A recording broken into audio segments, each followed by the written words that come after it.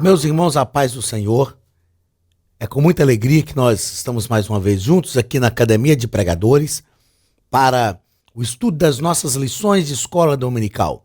Estamos na quarta lição, estudaremos hoje a quarta lição do primeiro trimestre deste ano de 2016 e a nossa lição do dia 24 de janeiro de 2016 vai falar sobre esteja alerta e vigilante. Jesus voltará. Nós já estamos estudando durante esse trimestre a respeito do livro de Apocalipse. Você que tem acompanhado conosco, estamos estudando sobre o final de todas as coisas, esperança e glória para os salvos. Já passamos pelas 3 primeiras lições e agora estamos já caminhando para vencermos um mês. A quarta lição, estamos juntos há um mês já, estudando a palavra de Deus para o nosso crescimento, para que o nome de Jesus seja exaltado, seja glorificado através da vida de todos nós como servos do Senhor para o seu reino.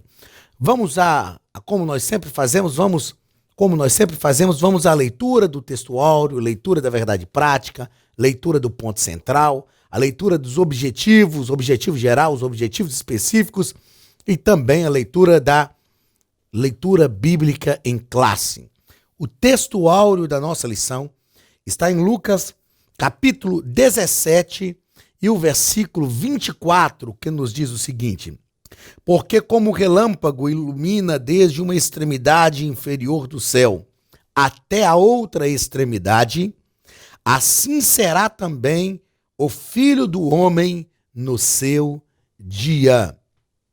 Este texto está falando da plenitude do Filho do Homem. O relâmpago, que, como diz o texto, inicia em uma extremidade inferior e vai até outra extremidade de forma muito rápida. Estamos demonstrando, está de forma metafórica, o escritor está falando sobre a plenitude do Filho do Homem no seu dia. Verdade prática nos diz o seguinte: a volta de Jesus será tão repentina que não haverá chance para arrependimento e preparo de última hora. A verdade prática, que é a verdade em torno da qual toda a nossa lição está girando, está nos falando dessa volta de Jesus de forma repentina, de forma rápida, como a Bíblia diz, num abrir e fechar de olhos. Não haverá tempo para arrependimento, não haverá tempo para preparo. Este arrependimento e este preparo deve ser uma ação anterior à volta de Jesus. Como nós já falamos nas demais lições, o arrependimento e o preparo para a volta de Jesus não pode ser como o preparo que nós temos para ir a uma festa, que escolhemos a roupa específica, os adornos específicos. As irmãs sabem. A mulher sabe disso muito melhor do que nós, os homens, não é verdade? Os adornos que ela precisa usar, tudo de acordo com aquele momento, com o ambiente que ela irá viver. O preparo para a volta de Jesus ou para o arrebatamento da igreja não se dá dessa forma, não se resume a uma atitude, se resume a um estilo de vida. Um estilo de vida. O ponto central da lição, que é bem próximo da leitura bíblica em classe, eu acredito que vocês perceberam durante todas essas lições que a gente faz questão de ler a verdade prática e o ponto central. Então o ponto central é bem próximo da verdade prática. Nos diz o seguinte: a vinda de Jesus será repentina e não dará tempo para ninguém se preparar. Então é preciso estar preparado antes disso. Objetivo geral da nossa lição: mostrar que Jesus garantiu que voltará outra vez para nos buscar. A convicção que nós temos do arrebatamento da igreja é que Jesus nos deu a garantia que ele voltará. Então, se alguém tentar dissuadir, ainda que o mundo diga que não, ainda que por alguns momentos talvez você possa duvidar disso, mas uma coisa é certa: Jesus voltará. Ele nos garantiu que voltará. Objetivos específicos: a nossa lição está dividida em 4 pontos e, por isso, 4 objetivos específicos, cada um ligado a um ponto, são os seguintes: Saber que a vinda de Jesus será repentina. Isso tem que ficar claro, ficar nítido. Segundo, explicar que, semelhante aos dias de Noé, será a vinda de Jesus. Os dias que nós vivemos são como os dias de Noé. Nós estudamos isso no último trimestre de 2015. Nós estudamos sobre os dias de Noé e aprendemos que são semelhantes aos nossos dias. E mais uma vez nós veremos nessa lição desse primeiro trimestre de 2016. Terceiro, compreender que toda a terra está corrompida pelo pecado. Nós também estudamos isso no trimestre passado, quando nós aprendemos que Deus resolveu mandar o dilúvio porque a terra havia se degenerado, se corrompido plenamente. E isso tem ocorrido também nos nossos dias. Quarto, fazer um paralelo entre os dias de Ló e os nossos dias. Então nós iremos perceber que os nossos dias são também semelhantes aos dias de Ló. Os acontecimentos dos nossos dias, as tendências dos nossos dias são semelhantes às tendências dos dias de Ló. Leitura bíblica em classe está em Lucas capítulo 17, do versículo 24 ao versículo 30, que nos diz o seguinte: porque como o relâmpago ilumina desde uma extremidade inferior do céu até a outra extremidade, assim será também o Filho do Homem no seu dia. Mas primeiro convém que ele padeça muito e seja reprovado por esta geração. E como aconteceu nos dias de Noé, assim será também nos dias do Filho do Homem. Comiam, bebiam, casavam e davam-se em casamento, até o dia em que Noé entrou na arca e veio o dilúvio e consumiu a todos. Como também na mesma maneira aconteceu nos dias de Ló. Comiam, bebiam, compravam, vendiam, plantavam e edificavam. Mas no dia em que Ló saiu de Sodoma, choveu do céu fogo e enxofre, consumindo a todos. Assim será no dia em que o Filho do Homem se há de manifestar. Assim será no dia em que o Filho do Homem se há de manifestar. Muito bem, meus queridos. O nosso comentarista, no comentário aqui da nossa lição, ele vai falar que esse preparo e arrependimento de última hora não vai acontecer. Não haverá tempo para isso. Eu repito, eu disse desde a primeira lição que nós iríamos enfatizar isso durante todo o trimestre, e eu quero repetir que este preparo e este arrependimento deve ser um estilo de vida, tá certo? Um estilo de vida. Viver com Cristo aqui vai resultar em estar preparado no arrebatamento para habitar com o Senhor, para ir morar nas mansões celestiais. Na introdução da nossa lição, o nosso comentarista, pastor Elinaldo Renovato, nos diz que Jesus alertou várias vezes para a natureza súbita de sua vinda. Eu acabei anotei aqui na lição, mas acabei não olhando, mas pesquise depois. Faça uma pesquisa, na internet você vai encontrar isso. Qual é a velocidade do relâmpago que surge e rapidamente desaparece, que corta os céus de forma muito rápida?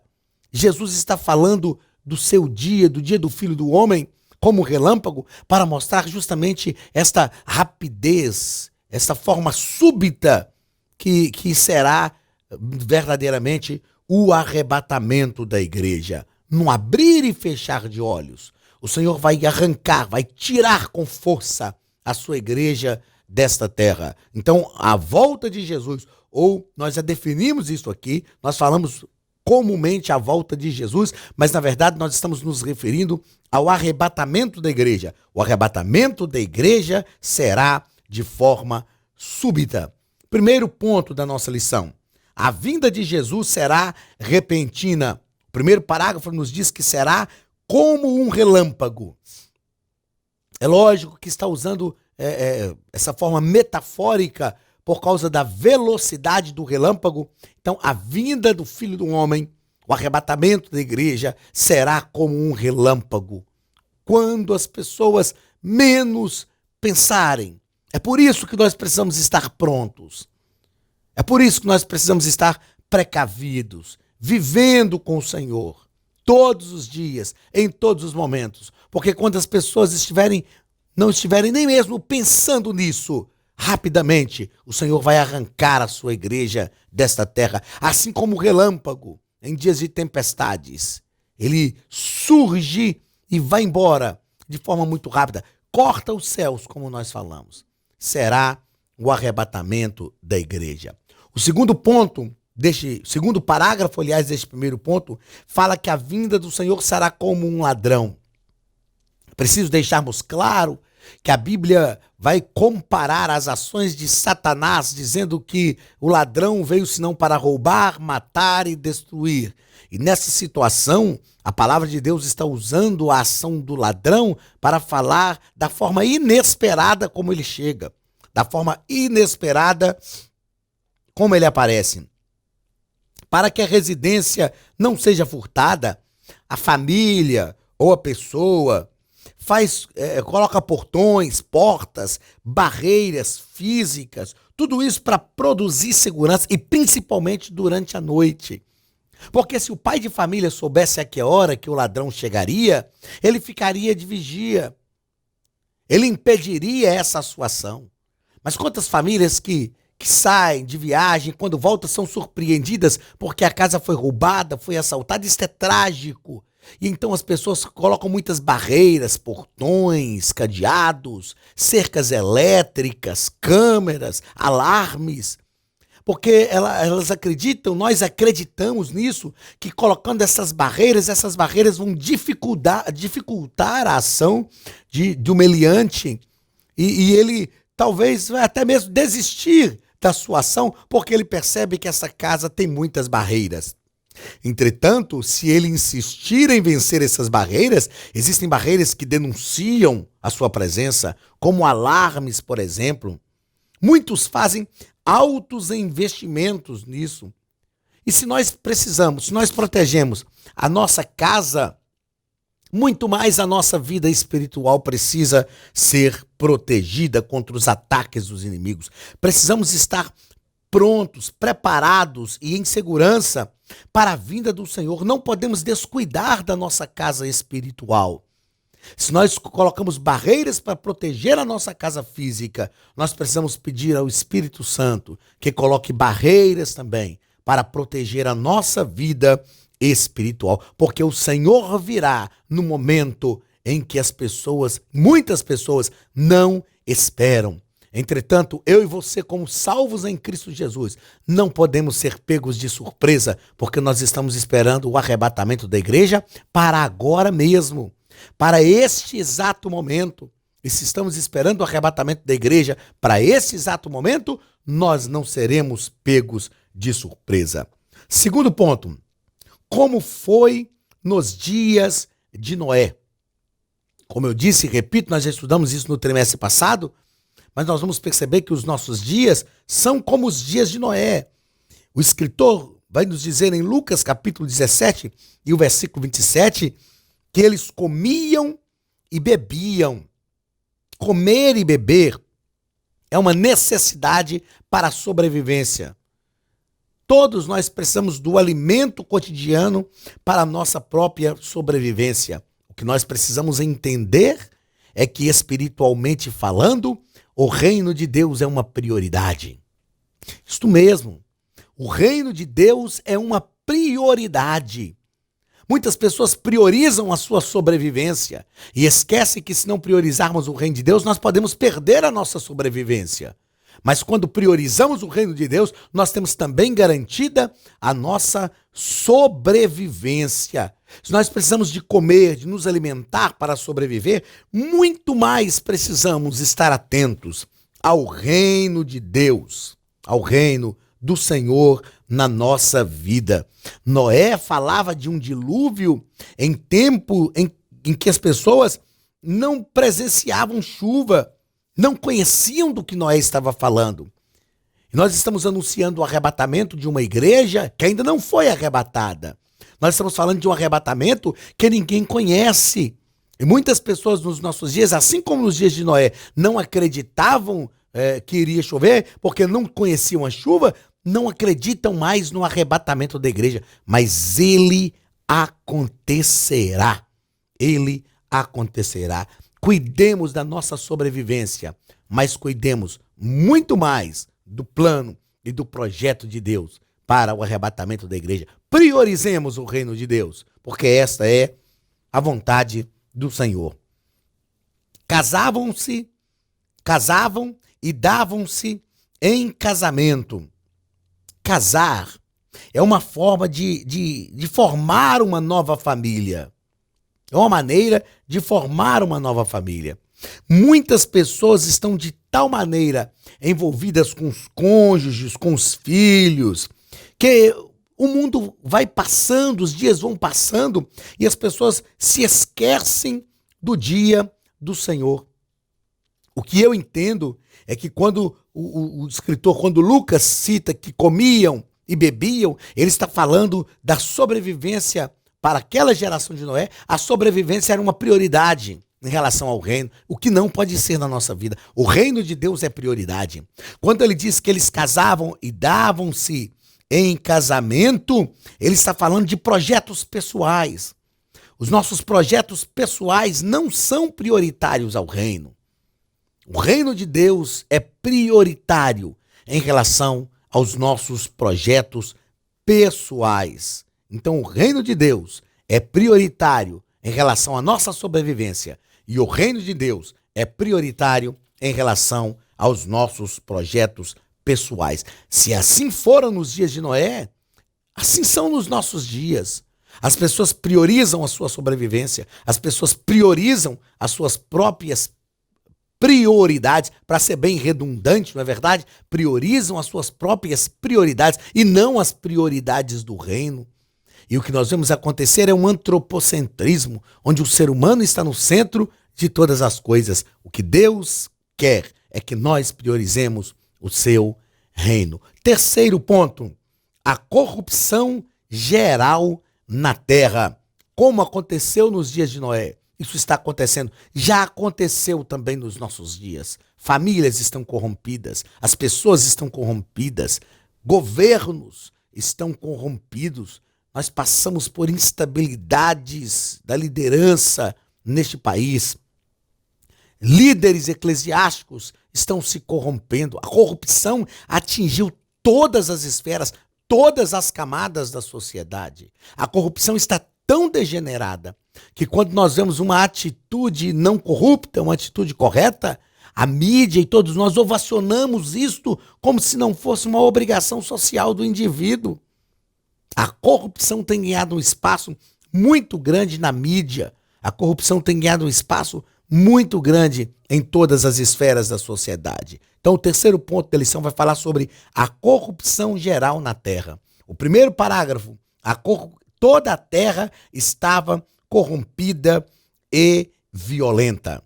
O nosso comentarista nos apresenta aqui algumas estatísticas que eu achei muito interessante nós frisarmos aqui, muito importante nós colocarmos. Segundo órgãos de pesquisa, o Brasil tem 10% dos homicídios do mundo todo. A cada ano morrem 50 mil pessoas assassinadas, sendo que a maior parte são de jovens entre 15 e 24 anos. 45 mil pessoas morrem pela violência no trânsito. O nosso país está cada vez mais violento. As pessoas perderam o amor pelo próximo, perderam o amor pelas suas próprias vidas. Eu me lembro de reportagens que nós vimos há meses atrás de uma moça em São Paulo que, embriagada, passou em cima de 2 garis e fugiu, foi embora para casa sem prestar socorro. As pessoas estão se alienando realmente do amor. Às vezes nós chegamos em situações, vemos situações que não dá para explicar, não dá para entender como o ser humano chegou a níveis tão alarmantes de corrupção, de violência. Como nós estudamos no trimestre passado, são como os descendentes de Caim, são como Lameque, que estão matando e compondo poemas, que estão tirando a vida de pessoas por nada e se alegrando ainda, ovacionando o seu próprio nome, se gabando por terem feito isto. Diante desta volta iminente de Jesus, nós não podemos ficar parados. Eu e você, como igreja, ainda somos a esperança para este mundo em crise, para este mundo corrompido. Nós não podemos ficar esperando com os braços cruzados diante de todos esses acontecimentos, vendo as pessoas morrerem e sofrerem sem salvação. Eu e você temos a palavra de Deus para as pessoas. Eu e você temos o anúncio que pode mudar a vida das pessoas, que pode transformar a vida de cada cidadão, de cada pessoa. E nós precisamos anunciar que assim como esta terra está se corrompendo cada vez mais, isso já ocorreu na história da humanidade e Deus tratou com severidade. Nós precisamos entender, a igreja de Jesus precisa entender que todos os problemas têm origem em uma só coisa: o pecado. O pecado é o precursor de todos os problemas da humanidade. E contra o pecado, só a palavra de Deus realmente tem poder. Segundo parágrafo deste terceiro ponto, o juízo de Deus sobre a corrupção geral. Por que Deus vai executar o seu juízo? Porque a justiça de Deus precisa ser vindicada. Deus é justo, isso faz parte do seu caráter. Isso é um atributo do caráter de Deus. Atributo é aquilo que é peculiar a alguma coisa. Então a justiça de Deus lhe é peculiar. A justiça de Deus lhe é inerente. Então a execução da justiça de Deus é uma vindicação do seu caráter. É uma vindicação daquilo que ele é. Assim como Deus executou a sua justiça nos dias de Noé através do dilúvio. Assim como Deus executou a sua justiça nos dias de Jó, através de fogo, enxofre, saraiva, que caíram sobre Sodoma e Gomorra e as demais cidades, 5 cidades que estavam na circunvizinhança. Deus executará também a sua justiça. Haverá um terrível juízo de Deus sobre os ímpios. Haverá um terrível juízo de Deus sobre os ímpios. Eu quero que você entenda, meu querido, que mais do que temer este terrível juízo de Deus, nós precisamos saber que esse juízo de Deus cairá sobre os ímpios e não sobre os salvos. Então esta mensagem é uma mensagem de esperança para a minha vida e para a sua vida. Então a corrupção geral da terra, toda a terra estava corrompida nos dias de Noé e o juízo de Deus veio sobre a corrupção. E isto também acontecerá nos nossos dias. Passemos então ao quarto e último ponto da nossa lição. Como foi nos dias de Ló? Dias de intensa corrupção. O primeiro parágrafo nos diz isso. Dias de intensa corrupção. Ló era justo. Ele viveu numa cidade perversa chamada Sodoma. Ló fez uma escolha equivocada. Ló escolheu pela sua própria vista. Quando Abraão lhe permitiu escolher, primeiro que ele não deveria ter aceitado aquela proposta de Abraão, ele deveria ter dito, porque Abraão era o patriarca, ele deveria ter dito a Abraão: não, o senhor escolhe primeiro, meu tio. Ele escolheu, e ele escolheu pela sua própria vista, escolheu as campinas do Jordão. Ele foi habitar ali, mas Ló era justo, porém, ele estendeu as suas tendas até Sodoma, um lugar extremamente corrupto. Deus iria tratar com aquela cidade, Deus iria tratar com aquela localidade, mas Deus também livrou Ló. Deus irá tratar com esta terra, mas Deus vai livrar a sua igreja.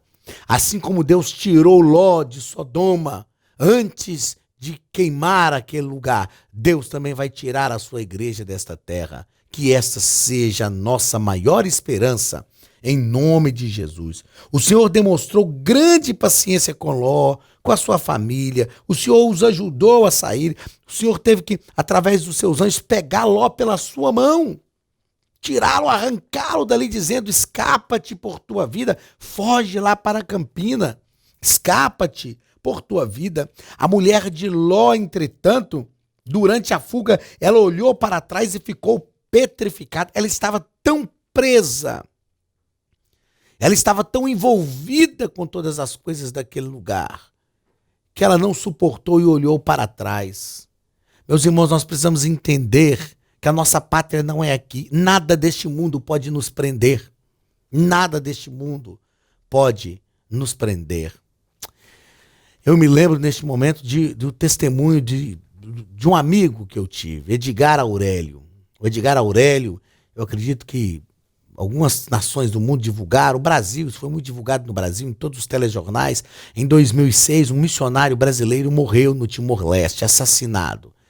Esse rapaz que morreu lá no Timor-Leste era o Edgar Aurélio, 26 anos de idade, meu amigo particular, meu amigo pessoal.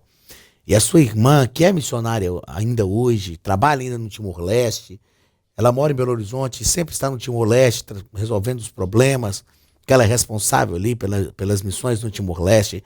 Ela nos contou que naquela noite em que o Edgar Aurélio partiu para o Senhor, em que ele foi assassinado, ele, na reunião de oração que eles estavam, ele disse aos irmãos, com lágrimas nos olhos, ele disse aos irmãos: nada mais me prende nesta terra. Nada mais me segura aqui, senão o reino de Deus. A minha vida está entregue ao reino de Deus. E naquela noite, naquela fatídica noite, o Edgar Aurélio foi assassinado. Mas a paz veio ao Timor depois daquilo. É um testemunho lindo, maravilhoso, que o tempo não nos permite contar agora, mas a paz veio ao Timor depois da vida do Edgar, que foi entregue naquela nação. O que eu quero te mostrar é que aquele rapaz, naquela noite, mesmo sem saber que teria a sua vida ceifada, ele pôde chegar a um ponto de dizer: nada mais me prende nesta terra. Meus irmãos, quantos crentes têm vivido tão presos com coisas desta terra, tão presos, que eu costumo dizer que quase que, se o Senhor nos disser que vai arrebatar a igreja amanhã, talvez alguns vão pedir: não, espera mais uma semana, eu preciso concretizar um negócio, espera mais uns dias, eu preciso sair de férias, espera mais um pouco, Senhor, eu preciso resolver ainda algumas coisas. Estão presos com coisas desta terra, estão como uma mulher de Ló, que estava sendo livre pelos anjos do Senhor, escapando pela sua vida, mas porque estava presa, porque o seu coração estava preso com todas as coisas de Sodoma. Ela não suportou e olhou para trás, ficou petrificada. Eu estava estudando essa lição e o Espírito Santo disse ao meu coração uma frase que eu anotei aqui e quero externar para o seu conhecimento, trazer à sua mente. A frase é a seguinte: o amor ao mundo produz inércia espiritual. A mulher de Ló ficou petrificada, inerte. E muitas pessoas estão amando o mundo. E o amor ao mundo produz inércia espiritual. Pessoas que até parecem que têm vida, mas não têm. Pessoas que estão tentando fazer alguma coisa para o reino de Deus, mas não conseguem porque estão inertes, presas pelo mundo, amando as coisas deste mundo. Mas que o Senhor tenha misericórdia de nós, que nós não tenhamos um coração como o coração da mulher de Ló. O coração da mulher de Ló estava na sua cidade, estava em seus bens materiais. O nosso coração deve estar onde está a nossa esperança. Deve estar na nossa esperança. O salmista Asaf, no Salmo 73, que ele fala de forma muito corajosa sobre a inveja que ele sentia dos arrogantes, mas ao final do Salmo 73, depois de estar no templo de Deus, ele diz: que mais tenho eu no céu? Que mais tenho eu no céu, senão o Senhor? Qual é o meu prazer nesta terra? Asaf percebeu que o seu coração estava voltado realmente para Deus, mesmo diante de atrocidades, de adversidades e de problemas que nós possamos enfrentar. Que a nossa vida esteja com o Senhor, que o nosso coração não esteja preso nas coisas deste mundo, porque os nossos dias são como os dias de Ló, mas o Senhor, assim como livrou Ló, o Senhor irá livrar a sua igreja. e nós fazemos parte desta igreja. A corrupção mundial é o segundo parágrafo deste quarto e último ponto. Todo mundo está corrompido. Os dias de Ló são emblemários e um sinal para os dias que vivemos. Eu sei que nós vivemos num país que tem um livro magnífico de um autor chamado Ariovaldo Ramos, e o título do livro é Nossa Igreja Brasileira. E ele vai falar sobre alguns problemas que a igreja brasileira enfrenta e vai mostrar que nós somos, na verdade, o resultado de uma história, porque a história da igreja brasileira segue um paralelo com a história do Brasil, e ele vai mostrar que o Brasil é um país de golpes, etc. e tal. E nós ficamos revoltados por causa das corrupções do nosso país, e realmente a corrupção no Brasil atingiu níveis alarmantes, níveis intoleráveis. Mas o mundo inteiro está corrompido. O mundo inteiro se corrompe a cada dia e se corrompe cada vez mais. A corrupção não é um fator local. A corrupção é um fator mundial. Existem organizações que controlam o mundo inteiro. E o mundo se corrompe cada dia mais. Os dias de Ló são emblemáticos. São emblemáticos e são realmente um sinal para os dias em que nós vivemos. Mas nós, como Igreja do Senhor, não pertencemos a este mundo. Terceiro parágrafo deste quarto ponto. A destruição da família. Existem muitas leis, muitos projetos de leis, principalmente na nossa nação, que visam destruir a família. Não somente destruir a família, mas destruir o projeto de Deus para a família. Nós já falamos aqui em aulas anteriores que é preciso termos coragem de nos posicionar. E parece que diante de situações tão extremas, intensas que estamos vivendo, algumas pessoas estão perdendo a coragem de se posicionar e falar o que verdadeiramente pensam. Expressar o que verdadeiramente entendem. E nós cremos na família, nós defendemos na família, composta de pai, de mãe, de filhos. Esta é a família que Deus criou, esta é a família, alguns dizem, esta é a família tradicional, não, esta é a família verdadeira, esta é a família de Deus, esta é a família que é o projeto de Deus. O que passar disso são atitudes humanas, decisões humanas. E como eu já disse em aulas anteriores, nós não estamos aqui para discriminar ninguém, não estamos aqui para apontar o dedo na ferida de ninguém, mas nós estamos aqui para dizer a verdade. Estamos aqui baseados na palavra de Deus. Estamos aqui escudados também na nossa própria Constituição Federal, que nos garante a livre expressão de fé, de crença religiosa. E nós cremos na família, nos moldes criados por Deus. A iniquidade está se multiplicando de forma avassaladora. Avassaladora. Ao tentar destruir a família, o projeto do inferno, o projeto de Satanás, é o desfacelamento da principal estrutura social, que é a família. Se a família for desfacelada, haverá um desfacelamento dessa principal estrutura social e nós teremos uma sociedade corrompida, degenerada, sem princípios éticos e morais, sem padrões para uma vida ortodoxa, para uma vida de moralidade. Este é o projeto do inimigo. Mas nós louvamos a Deus, porque somos uma igreja que estamos no mundo para influenciar as pessoas. Que eu e você entendamos que nós estamos alertas e vigilantes, porque Jesus voltará. Nós estamos aguardando o retorno do Senhor. E enquanto aguardamos o retorno do Senhor, nós precisamos ser a voz de Deus nesta terra. Meus queridos, nós chegamos ao final da nossa quarta lição. O título da nossa lição foi Esteja alerta e vigilante. Jesus voltará. Repito o que vou dizer durante todo esse trimestre. Estar alerta e vigilante não é só uma atitude, é um estilo de vida, porque Jesus voltará para arrebatar a sua igreja. Que o Senhor te abençoe, em nome de Jesus, que nós entendamos que nunca na história da humanidade, a humanidade esteve tão distante de Deus, tão longe do Senhor.